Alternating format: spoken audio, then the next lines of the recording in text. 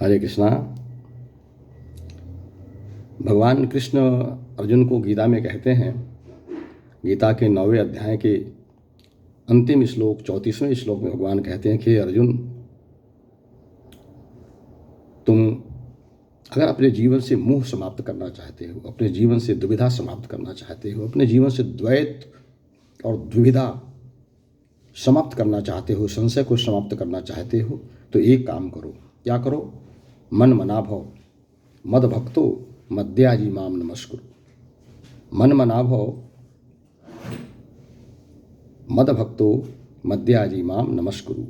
मामे वैश्यसि युक्त्वयि भवात्मानं मत्परायण।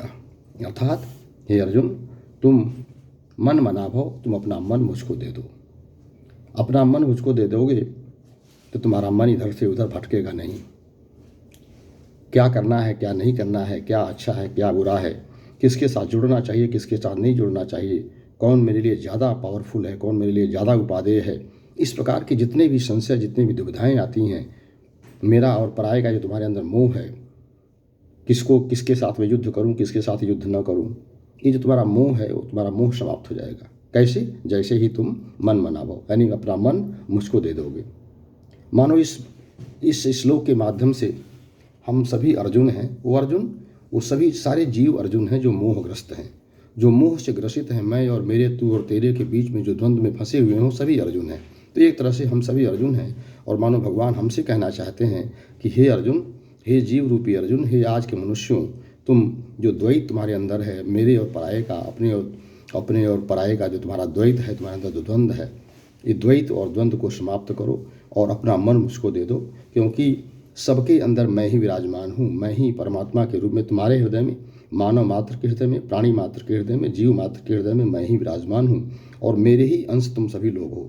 चाहे 84 लाख योनियों में किसी भी योनि में तुम क्यों न हो, पशु हो, पक्षी हो, वनस्पति हो, जलचर, थलचर, नवचर हो, मनुष्य हो, कोई भी तुम हो, जीव हो, तुम्हारे अंदर मैं विराजमान हूँ और तुम मेरे ही अंश हो। तो इस प्रकार से एक प्रकार से मैं तुम्हारा पिता हुआ, मैं तुम्हारा दाता, माता, पितामह हुआ और तुम मेरे पुत्र हुए, तुम मेरे अंश हुए। तो जब एक यानी पिता और पुत्र के बीच में किसी प्रकार का कोई मोह, कोई द्वंद्व नहीं होता है, पिता की सारी संपत्ति पुत्र की होती है, उसी प्रकार से हमारी सारी संपत्ति तुम्हारी हो जाएगी। कब? जब तुम हमें अपना मन दे दोगे, तुम मेरा बन जाओगे। सर्वधर्मान् परित्यज्य मामेकं शरणं व्रज।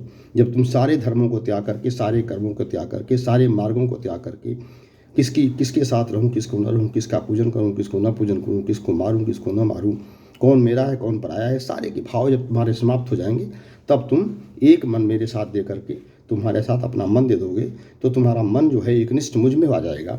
और जैसे ही तुम्हारा मन एकनिष्ठ मेरे साथ हो जाएगा, तुम्हारा सारा द्वंद्व, तुम्हारा सारा मोह, तुम्हारा सारा संशय समाप्त हो जाएगा।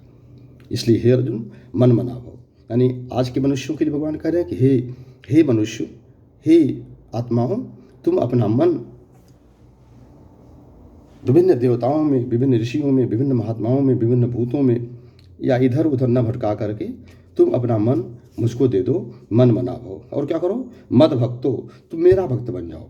तुम मत बनो भक्त किसी देवता का, मत बनो भक्त किसी ऋषि का, मत बनो किसी महात्मा का, मत बनो तुम किसी भूत का, किसी प्रेत का, किसी देव का। तुम अपना मन मुझको दे दो और मेरा भक्त बन जाओ। तुम केवल मेरा भक्त बनो। मद्याजी माम नमस्कुरु। तुमको अगर नमस्कार करने की तुम्हें इच्छा करती है तो तुम मुझको नमस्कार करो, मेरा भक्त बनो, मेरा पूजन करो। और मेरा पूजन करते ही तुम मामे वैश्यसि, तुम मेरे अंदर तुम प्राप्त हो जाओगे मुझको। माम नमस्कुरु और माम एव आत्मानं युक्त्वा। और इस प्रकार से तुम्हारी आत्मा मुझ में, मेरे में परायण होकर के मुझ कृष्ण को प्राप्त कर लेगी। मामे वैश्यसि युक्त्वैव एव आत्मानं मत्परायण। तुम्हारी जो आत्मा है मुझको परायण हो जाएगी, मुझको प्राप्त हो जाएगी। कब? जब तुम अपना मन मुझको दे दोगे, तुम मुझे अपना ईश्वर मान लोगे, तुम मेरा भक्त बन जाओगे, तुम मुझे अपना गुरु मान लोगे, मेरा शिष्य बन जाओगे, तुम मुझे अपना भगवान मान लोगे, तुम मेरा भक्त बन जाओगे, तुम मुझे परमेश्वर मान लोगे, तुम ईश्वर मान लोगे और तुम जीव बन जाओगे। जैसे ही तुम ईश्वर और के साथ में तुम्हारा आत्मा परमात्मा का, ब्रह्म परमेश्वर का संबंध जुड़ेगा, आत्मा परमात्मा का, भगवान का, भक्त के साथ में, गुरु का, शिष्य के साथ में, ऐसे ही तुम्हारा मन मेरे को प्राप्त हो जाएगा और तुम मुझको प्राप्त हो जाओगे। और इस प्रकार से मत परायण, तुम मेरे परायण हो जाओगे। तो जैसे ही तुम मेरे परायण हो जाओगे, जैसे ही तुम मेरा बन जाओगे, जैसे ही तुम्हारा मन मुझको प्राप्त हो जाएगा, जैसे ही तुम मेरे भक्त बन जाओगे, तुम्हारी सारी परेशानियाँ, तुम्हारी सारी चिंताएं, तुम्हारी सारी प्रतिकूलताएं, चाहे वह ऐहिक हों, चाहे वह दैहिक हों, चाहे वह पारलौकिक हों, चाहे वह पारमार्थिक हों, चाहे वह भौतिक जगत की हों, चाहे वह पारमार्थिक जगत की हों, तुम्हारे सारे के सारे प्रतिकूलताएं, तुम्हारी सारी की सारी परेशानियां, तुम्हारी सारी की सारी रोग, शोक, पतन, पराभव, इस सब का सब मैं समाप्त कर दूंगा, क्योंकि मेरा बनते ही ये सारी चीज़ें स्वतः समाप्त हो जाएंगी। जैसे सूर्य के उदित होते ही सूर्य के साथ अपना दरवाज़ा खिड़की खोलिए, तो सूर्य का प्रकाश जैसे ही आपके कमरे में प्रवेश करेगा, वैसे ही आपका अंधकार अपने आप चला जाएगा।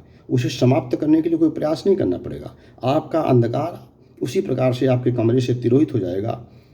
कोहरा हो, चारों तरफ छाया हुआ हो, जैसे सूर्य की रश्मियाँ उसके ऊपर पड़ती हैं, कोहरा अपने आप छट जाता है। उसी प्रकार से आपके जीवन में, हमारे जीवन में जो अंधकार है, जो अज्ञान है, जो द्वैत है, जो कुहासा है, जो अंतर्द्वंद है, जो संशय है, वह सारा का सारा संशय, सारा का सारा अंतर्द्वंद, सारा का सारा द्वैत, सारा का सारा प्रतिकूलताएं, सारी की सारी बीमारियां, रोग, शोक, पतन, पराभव, जितनी भी इस तरह की नेगेटिविटी है, वो सारा का सारा ऐसे ही समाप्त हो जाएगा। जैसे सूर्य के कमरे में प्रवेश करते ही अंधकार समाप्त हो जाता है, उसी प्रकार से आपके जीवन की सारी प्रतिकूलताएं उसी प्रकार समाप्त हो जाएंगी। जिस प्रकार जैसे ही आप भगवान को अपना स्वामी मानते हैं, जैसे ही आप भगवान को अपना इष्ट मानते हैं, जैसे ही अपना मन भगवान को दे देते हैं, जैसे ही आप भगवान का भक्त बन जाते हैं। तो इस श्लोक के माध्यम से भगवान आपको यही बताना चाहते हैं कि हमको किसी भी देवता के बीच में नहीं भटकना चाहिए। हमको दुर्गा, काली, हनुमान, शिव, ब्रह्मा, इन सब के पीछे न भाग करके मुझे एक कृष्ण की शरण में आ जाना चाहिए। मुझे ही नमस्कार करना चाहिए, मुझे ही अपना भगवान मानना चाहिए, मुझे ही अपना इष्ट मानना चाहिए, मुझे ही अपना धाता, माता, पितामह मानना चाहिए। क्यों? क्योंकि मैं ही सबका जनक हूँ, सबकी इस सृष्टि का उत्पन्न करने वाला, इस सृष्टि का संचालन करने वाला, इस सृष्टि का संहार करने वाला मैं अकेला कृष्ण ही हूँ, जो इस संपूर्ण जगत का एकमात्र महेश्वर हूँ। सर्वलोक महेश्वरम, सभी लोक का महेश्वर मैं ही हूँ। इसलिए मुझे एक ही क्षण में आ जाओ। मन मना भव मद भक्तो मद्याजी माम नमस्कुरु मामे वैश्यसी युक्तैव एवं आत्मानं मत्परायणः। और इस प्रकार से जब मेरे परायण हो जाओगे तो तुम्हारी सारी समस्याएं समाप्त हो जाएंगी। तो अपने जीवन में आप सुख चाहते हैं, शांति चाहते हैं, समृद्धि चाहते हैं, अनुकूलता चाहते हैं कि प्रतिकूलताएं समाप्त हो जाएं, जीवन के दुख समाप्त हो जाएं, जीवन के आपके जितने भी द्वैत हैं, संशय हैं, द्वैत हैं, वो समाप्त हो जाएं, तो आपको एक कृष्ण की शरण में आना चाहिए। और हरे कृष्ण कृष्ण कृष्ण हरे हरे, हरे राम राम राम हरे हरे, भगवान के किसी मंत्र का आपको एक निष्ठ होकर जप करना चाहिए। निश्चित रूप से आपके जीवन की परेशानियां दूर होगी और आपके जीवन में सुख, शांति, समृद्धि आएगी। इसी बात के साथ में आज अपनी बात को समाप्त करते हुए दुबई से आप सभी लोगों को अंतिम प्रणाम करते हुए आपको अनुरोध हमारा है कि अगर आपको ये वीडियो अच्छा लगता है तो आपको इसे शेयर करना चाहिए। अधिक से अधिक लोगों को शेयर करें, इसे लाइक करें और हमारे YouTube चैनल को पाल माता दास को सब्सक्राइब करके अधिक से अधिक लोगों तक इसे सब्सक्राइब करने के लिए प्रेरित करें। हरे कृष्णा हरे कृष्णा हरे कृष्णा।